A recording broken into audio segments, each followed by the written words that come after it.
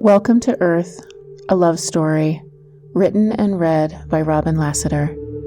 Chapter 1. Fate leads the willing and drags along the reluctant. Lucius Seneca. The paralysis is back, and the out-of-body experiences and the voices and the questions. Part of me's excited, but there's the fear too, like there always is. And this time feels different. This isn't their normal MO. They tend to show up in the middle of pretty intense times in my life, and my life has finally settled down. I'm sober, stable. I've pulled myself out of the muck and started over again. Job, boyfriend, health, happiness, check. My internal sin eater, that formidable part of my psyche, honed and deadly, whose singular purpose is to drive my evolution by executing my former life and feeding on its carcass, is sated, sleeping. She is wrapped around my feet, purring a deep, gravelly purr. I'm very careful not to wake her. For the first time in a long time, she is an avenue of last resort, and I'm focused instead on the minutiae of building a quiet, peaceful life. I mean, it's been a couple years since I've even had a profound dream. So what gives? As usual, there are no answers to my questions and no time to acclimate. The experiences start up again and I snap to attention. The buzzing, golden, electric, white vibrations that shake my consciousness loose from the material world are back. My body is once again surrendered, limp, suspended inside of this sonorous light. My awareness, clear and present and unencumbered, is floating just above, and above that a collective of voices, clear as day. You have to come higher, we can't go that low. I respond by intensifying the vibration around me. I didn't know I knew how to do that, and the levitation feeling ramps up even higher and the golden light becomes brighter and wider, blinding and overwhelming not just my sight, but all of my physical senses. The light and vibration magnify and intensify until I can't survive any more of it, and I have the sense I've reached some sort of boundary. I'm as high as I can go, and here there is only that familiar white and gold light and my consciousness, free of the constraints of my physical body. There are no other spoken words, just information passed through the field we are all in.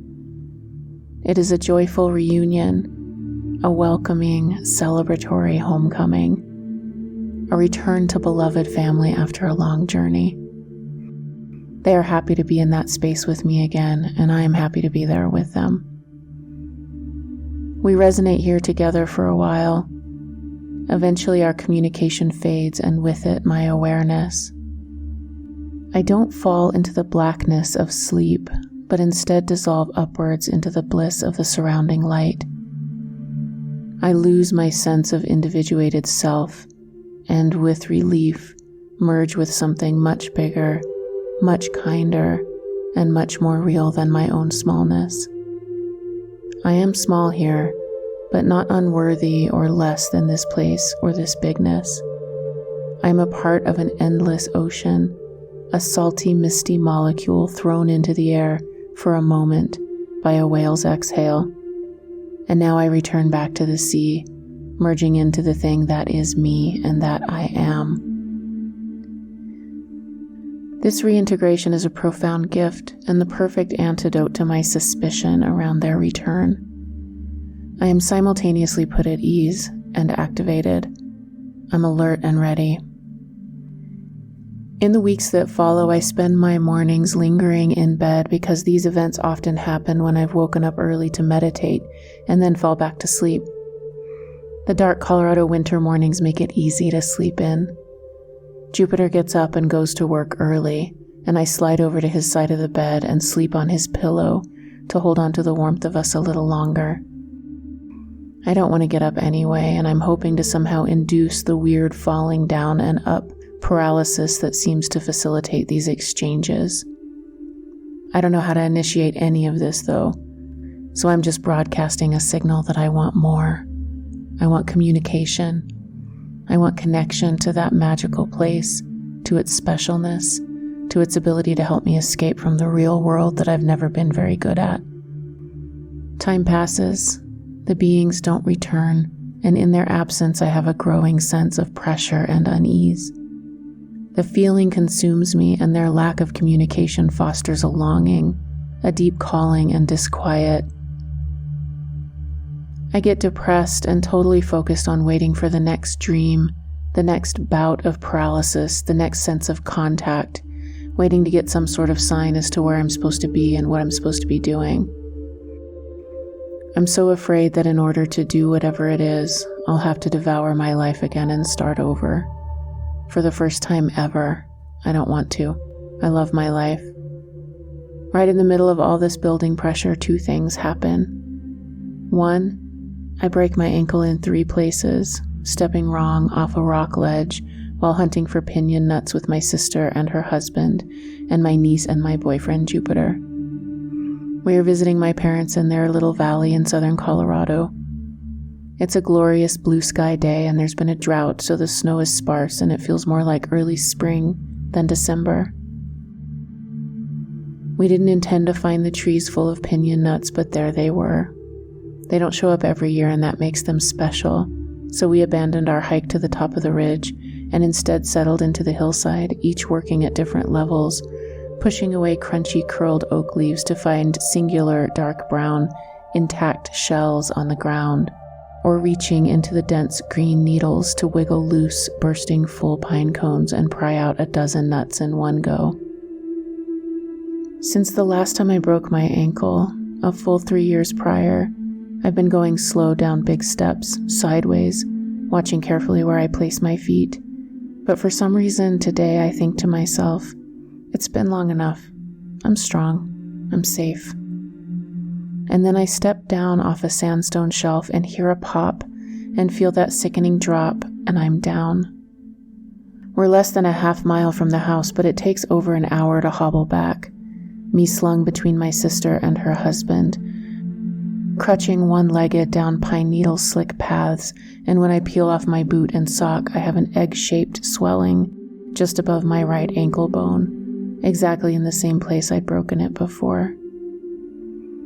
I can't help but wonder if there's something to that, if it's somehow related to their return, to the return of the buzzing light and communication, considering how I broke it the first time. They were there then, in that dark, haunted hallway, in my dark, haunted life, cradling my fall, snapping my ankle, and ultimately rescuing me from myself.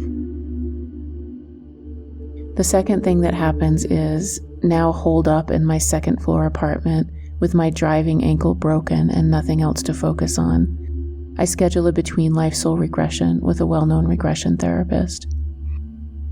A between-life regression is where you're supposed to meet your guides and do a life review and learn about your karma and your dharma and what you're working on, who your soul family is, and what you're doing here, this time, in this life. A friend of mine had visited this hypnotherapist and thought she could help, and I didn't know where else to look for answers. We scheduled the session, an intimidating 5 hours, for March. While I'm waiting for March, I'm laid up, homebound, hobbling from the bathroom to the kitchen to the couch, feeling depressed and anxious. I'm alone a lot. I've been working from home for the past few years, so there's still that, but otherwise it's a lot of open time, thinking, and struggling with the feeling that I'm losing ground. I should be active, busy, productive, and I just can't right now. Weeks pass and I'm able to bear some weight now and just about to be released so I can start driving again. I'm ready to re-emerge into the world after 12 weeks of being isolated and stuck, and I'm excited for the regression, for my exit from the small apartment, for things to get back to normal. And then a pandemic hits. I'm sure you can relate. The session is rescheduled once, and then again, and then again. My ankle continues to heal slowly, and now I'm having a few powerful dreams and out-of-body experiences, leaving my body at night to walk around the apartment in that familiar, gray, in-between world. And while my sense of urgency around doing or being something I wasn't doing or being grows, it's hard to parse out what's what, because 2020, you remember. Finally, after several reschedules and months of anticipation, and the world being totally changed, I didn't even know how to feel about the session anymore. I'd never had a regression, never been hypnotized. I didn't know what to expect. I was pretty afraid to be outside of my own control. It sounded scary. I wasn't even sure if I could be hypnotized. But since I hadn't figured all of this out on my own yet, in May, I made the 4-hour drive to Boulder. Linda is in her mid-60s, I'd guess, blessedly down to earth with wavy brown hair stopping just above her shoulders, and professional slacks and shoes and small earrings, and there's nary a crystal singing bowl in sight. She has 20 years of experience as a regular old therapist before she became a regression therapist, which she's done for another 20 years. I know how to be around regular old therapists, so I relax a little. Linda begins what feels and sounds like a guided meditation, helping me to relax my body and mind, and I begin to drift in that in-between space that I'm so familiar with anyway. This is the space where many of my experiences happen. It's not foreign. It's nice. I'm conscious the entire time. I always feel like myself. I don't ever feel like I can't sit up and walk out if I want to. I spend the whole session sort of astonished, which is how I tend to navigate life on this planet in general, so that's not that foreign either. Everything I experience comes from inside of me. Linda does not lead me or prompt me or create any of the images or sensations or information I experience. It's just all there, rich, emotional, clear. I experience a past life. I'm living in the countryside on a small farm with my husband. We have a daughter, but she isn't well. She's physically healthy, but there's something wrong with her development. My husband is resentful of her. Worse, he's disgusted by her. She's a distraction. He has no love for her, and he wants my full attention. I allow him to send our daughter away. Distant family comes on a big black belching train, and they take her, not bothering to conceal their contempt for me. I spend the rest of my life giving all of my energy to my husband. We do whatever he wants, and he's just fine with that. Finally, I'm an old woman, laying in a pile of rough blankets on a bed, in a simple room, with a fire dying in the fireplace beside me. I am tired and old and cold and bitter. I gave every bit of my energy to my husband and the life he wanted, and the wife he wanted me to be, and I never questioned it. I was nothing. I never became the full version of who I could have been. I'm more than ready to go. I die gratefully. I move from being this woman, being inside of her, looking out through her eyes, to being above her, looking down at her lifeless body. I'm familiar with this. My consciousness has left my body before, so it's nothing terribly shocking. It's easy to leave. It's easy to die, and I'm happy to be free of that body and that life. I float up slowly into a very familiar, rich, velvety, intelligent darkness. I'm alone. Soft light enters, and I notice a rainbow staircase off to my left. This seems cliché, but fine. I ascend, floating in my non-physical but still robin-shaped body. I can still feel the bitterness from the life I just left. In fact, I realize I'm not just bitter about that single life. I'm annoyed about and resentful of the whole system on that planet, with its suffering and glacially slow evolutionary process, where everything is all veiled in shadowy confusion. But as I'm floating along, irritated, I'm noticing that the staircase is actually pretty nice. The rainbow colors are vibrant, but not bright in a harsh, hurt-your-eyes kind of way. Instead, the colors are rich and deep and fluid. They are alive and in motion, and now I notice the stairs themselves are a beautiful, glittering, white, crystalline structure, and the colors are flowing over and through them. They have an energy of what I can only describe as goodness. And by the time I get to the top, much of my connection to the previous life has been replaced by a curiosity and the feeling that I'm more myself than I was. At the top of the stairs, I find myself in a space filled with lots of other people. They're moving about with intention. Everyone is calm and happy. They see me and there's a measure of greeting from them. I feel like my presence is being acknowledged, but everyone is addressing me sort of side-eyed as if they know I'm both here and not here. They glance at me and little grins cross their mouths, and it feels like I'm the only one not in on a kind and gentle joke. I feel only warmth and acceptance and a subtle, sparkly excitement from them as they pass by on their way to other business. I'm drawn forward, and up ahead I see a womb-like apparatus suspended from above. There's no ceiling here, I checked, just a mist that fades forever into itself, revealing nothing of what is beyond. I do sense that there is something up there, though, something that holds all of this together. I don't linger on that because my attention is focused on the womb that's beckoning me into it. It has a teardrop shape and is made up of shades of warm ochre and brown and seems surprisingly organic, as if it's living or connected to something that's living. It's a gentle, pulsing chamber, and it calls me inside to restore myself. I go within to rest and to recover my energy after the life I just left. I still feel a shadow of the bitterness, but it's fading. I'm both inside the womb-like space and simultaneously observing myself from the outside. My consciousness is bouncing between the two perspectives, and I'm saying over and over, "Look, it's me. I'm me. That's me and I'm me. I'm me and that's me." Linda finally interjects, "Yes, I understand." And I stop bouncing back and forth and settle into the warm womb and just soak up the healing feelings for a few moments. I don't stay long, though. I'm curious, drawn forward, pulled into the next thing for me to see, which is a big group of people sitting cross-legged and engaged with a communal task. They are shiny and happy, distinctly earthly and beautiful, with warm skin and twinkling eyes and wide smiles, and they're all arranged in a big circle. They're familiar, my friends, my group who I work and play with. I have a sense here that I'm actually a teacher, a leader of this group, but that feels grandiose, so I push it aside. There are about 40 of them, and when they see me, they wave and smile and holler out their hellos and then turn back to their task.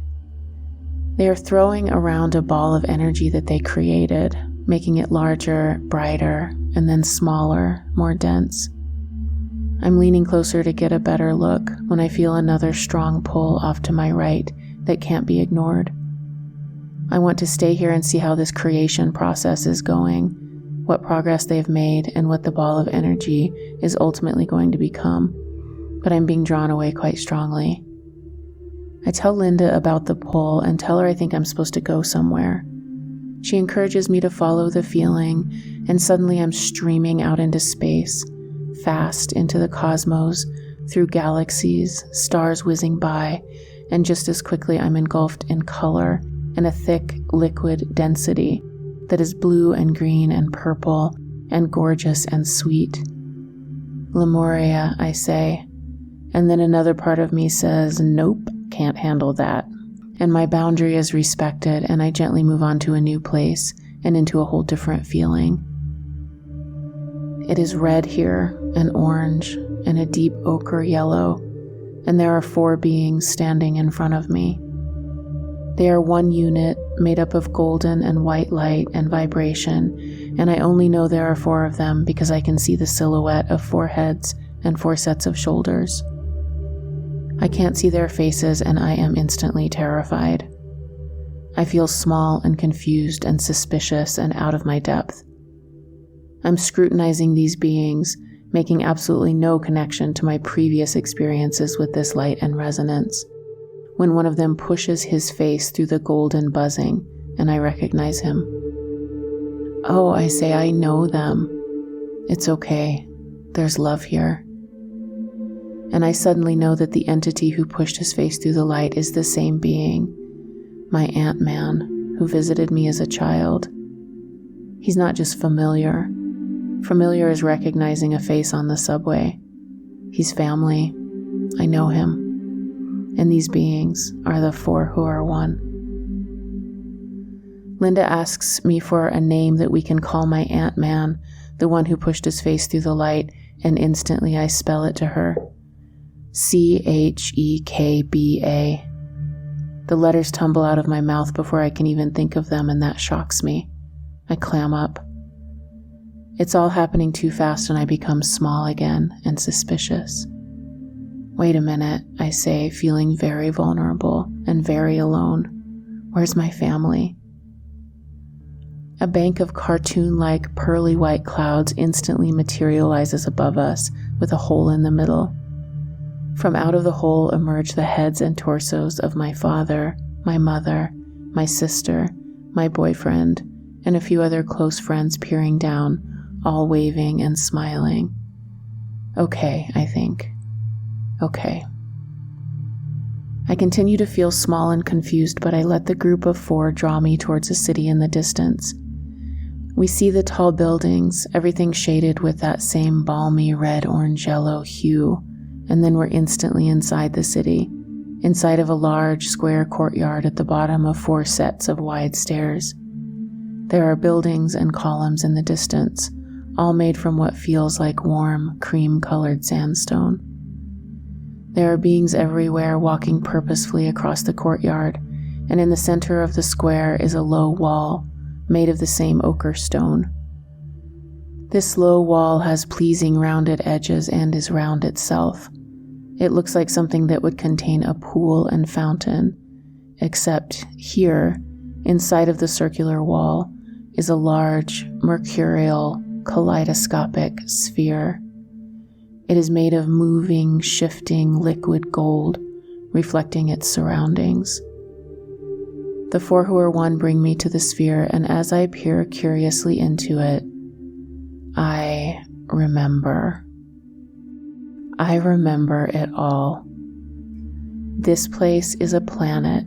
It is where I incarnate most often. Everyone on the planet is a helper.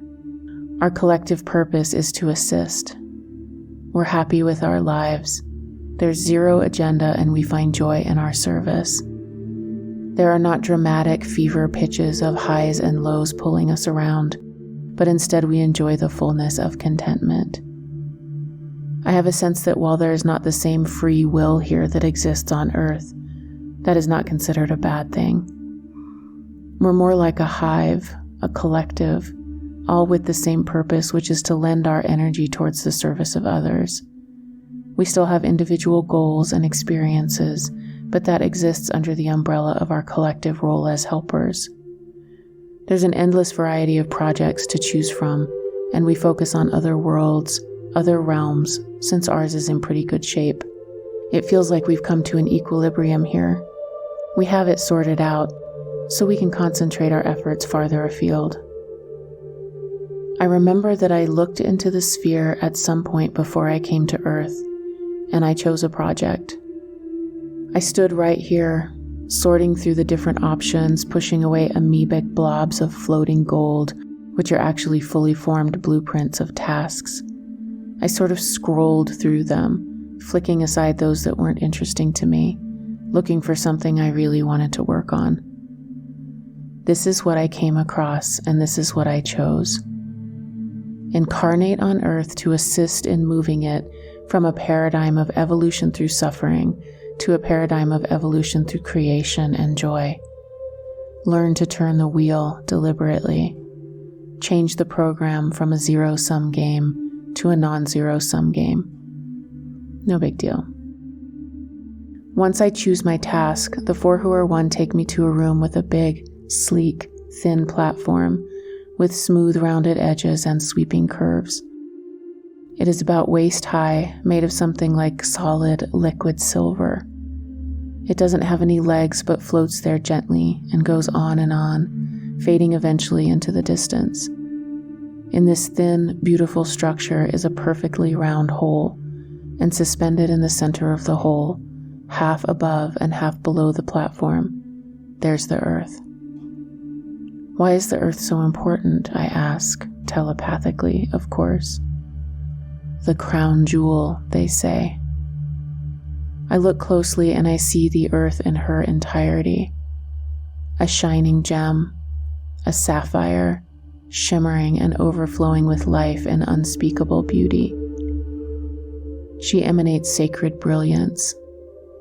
And then my view expands out and I see her in relation to other planets and galaxies and suns and solar systems and universes.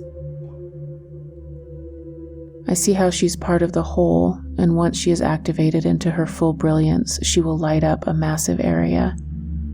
Her rise connects and initializes a grid that stretches over billions of light years in all directions. This grid used to be all lit up, but something happened. It's vitally important that we get it turned back on, and humanity has something to do with that. As beautiful as the earth herself is, when I feel the humanity that exists there, that's when I really fall in love. Again, because I've been there before. When I feel the particular resonant frequency of the collective of humans on earth, I forget about how hard it is to be there. I forget about the suffering in a human body, the too cold, too hot, heavy misery, the chaotic highs and lows, the confusion, the struggle. I forget what it feels like to have a broken heart. I forget what it's like to have to bear the unbearable. Instead, I remember the people, the artists, the striving, the earnestness, the emotions, the friction, the goodness, the drive, the expansion, the discovery, the love. I remember what it feels like when someone is kind for no reason other than to be kind. I remember what it feels like when someone overcomes a challenge or notices a sunrise. I remember how it feels to literally create something from nothing. I remember that this place is beloved and divine, and that her inhabitants are precious. This is a deeply holy place. Here, Linda asks the four who are one the questions I'd prepared in advance. Linda, what is the meaning of the repeated sleep paralysis, the out-of-body experiences, the dreams, and all of the other weird experiences Robin has had? The four who are one. You keep trying to leave the planet because it's hard for you there. Once you learn how to use those techniques correctly, without trying to escape, you will be able to easily communicate with us. For now, it's you trying to bail. This is the language of my glowing golden guides. I'm trying to bail. Linda, what about Robin breaking her ankle twice and the circumstances around that? Four who are one. You want to leave. We ground you when needed. When I later relate this detail to my sister, she gasps, "Those motherfuckers." Linda, Robin really wants to leave her job, but she's so torn. It feels important, but it also feels like it's time to move on. What is she supposed to do? Four who are one. You had a soul contract to bring the idea of the non-binary nature of gender and the very idea of both and rather than either or into the collective consciousness, and that contract lasted 15 years. It is done. You can stay or go. Linda, Robin struggles with her body, with what to eat. It's difficult to be exhausted all the time. How does she get more vitality? Four who are one. You micromanage yourself too much. Eat meat. Take psychedelics. Let go. What the hell? I'm a vegetarian, 3 years sober. Linda. Robin keeps being told in dreams that she's supposed to write a book. Is she? Here I suddenly have a coughing fit that feels like something is stuck in my throat and I'm choking. I have to sit up and drink water. Once I settle back down, Linda continues. Did that have something to do with the book? Four who are one. Your life up until now has contained everything needed to be able to move forward into the next part of your life. The space between is the book. You must open your throat. I am shown 2 massive rectangular blocks filling up my entire field of vision, each emanating an energy of being contained, complete, whole. There's a narrow gap in between. I understand that the book bridges the gap between these 2 main blocks of my life. Linda, how many times has Robin incarnated on Earth? 4 who are 1, 8 or 9. Vague, but okay. Linda asks if there's anything else they want to tell me, and there is silence. I whimper. They're getting smaller. They're leaving. Linda assures me that this is normal when guides are done relaying information, and I watch them go in despair. Wait, I say, they're giving me a gift. They return and something is removed from me. It's a program maybe, a code, a collection of information. It's like a filter that sits in front of my body, a film that I exist behind. It is my fear of being seen. They're making it so that I don't care what people think of me.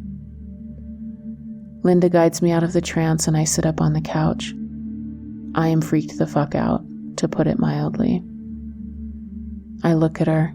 She looks at me. That was wild, I say. Yes, she smiles. Linda tells me, a little too matter-of-factly in my opinion, that in the last 5 to 10 years, IP souls have been showing up in the regressions that she facilitates.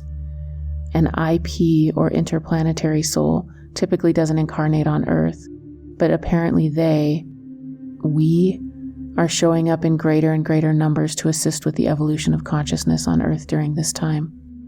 It's a lot to take in. I spent the next several months trying to make space for an experience that seemed completely insane, but also felt undeniably real. I'm not really okay. My foundations are shaken and I feel badgered, haunted, pressured. Somehow none of the events, the paranormal stuff, the ghosts, the physically seeing non-human entities, finding myself in the cockpit of some unknown craft, the dreams, the OBEs, the visitors, prepare me for this. I feel unsteady, crazy. Not in that hyperactive, heightened, elevated, wide-eye way that you can feel crazy, but in the floaty, spinning, flush of fear, flop sweat, it's unbearable in my own skin kind of crazy. It's weird, but what finally comes to my rescue is not the years of meditation, the years of training my body to be quiet, the years of cultivating equanimity, focus, and stillness.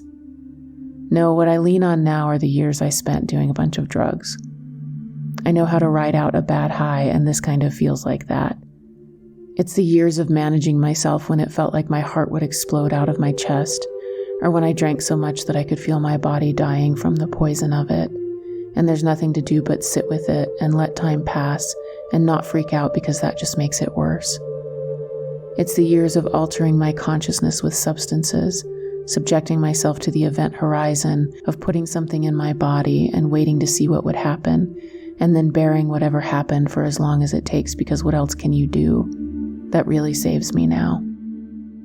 I realize I actually can handle this. I know what's a dream, what's real, what's altered consciousness, what I can trust and what I shouldn't look at too closely, what I should hold loosely. Integration happens slowly, and eventually this all lives in the hold on tightly, let go lightly neighborhood of my psyche, and that seems okay. The regression ultimately feels like both a culmination and a call.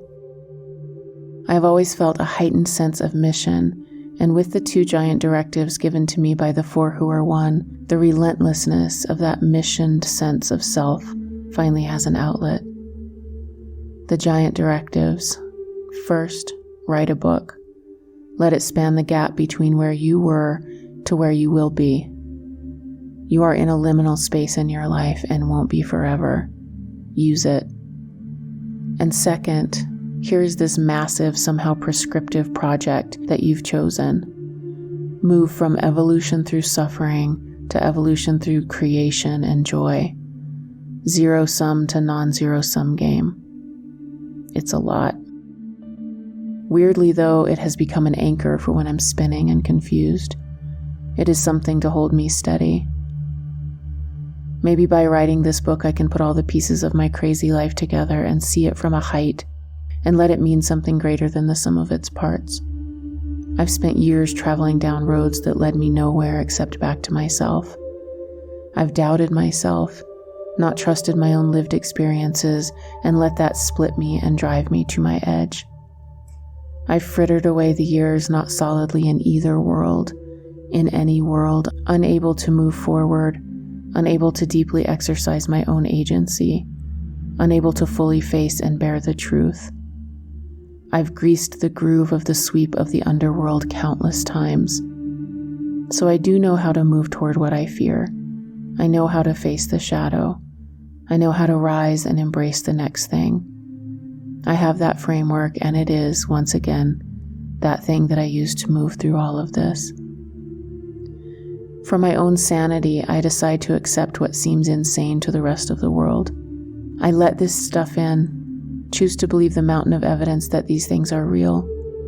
I won't keep them apart, walled off, separate, and let that separation creep around the back of my mind, sowing sedition in my subconscious. I will gather back all the little abandoned and orphaned fragments of my totality, those resilient castaways who hold the missing pieces of my bigger, unified self. Here in the unformed, liminal, in-between time, I'm making a choice because I know that not to choose is to choose. The only way forward is to invite in the paradox. My experiences are real. They are not part of consensual reality. Reality is bigger than the consensus. I've seen it. So I'll write this book.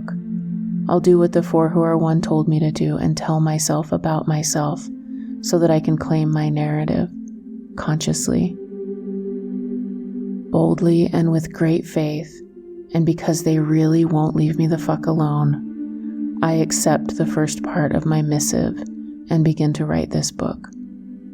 I am storytelling myself into being.